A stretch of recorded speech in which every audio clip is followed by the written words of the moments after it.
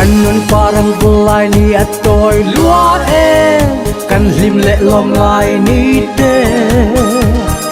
Puan ang tulim kwarian tang don si a in tir lo durin nung te Lim takin limin sai te Punta kan nay lai hianin Natuka enge keng ton At sin siya tunge omle Kanun nahi hartat na lebuay na a Tinakaraleng kani Limtakin lalpat itu na paktele Puntralya mahyanin Limtakin limin saite Puntrakan nay lai hianin Natuka enge keng ton At sin siya tunge omle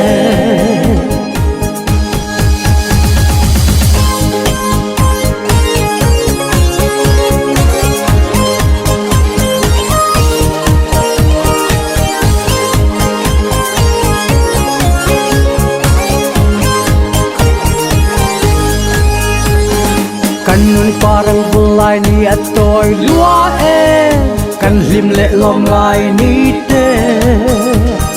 Puan ang tuling kwarian tang don si a In tir lo turin nung te Lim takin limin sai te Punta kan nay lai hianin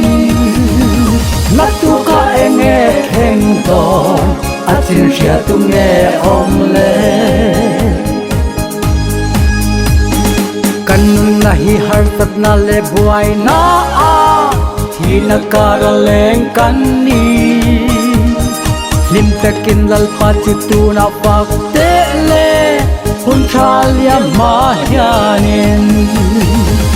Limtakin limin saite Puntrakan nay lai hianin Natuka enge keng don At sin siya tunge omle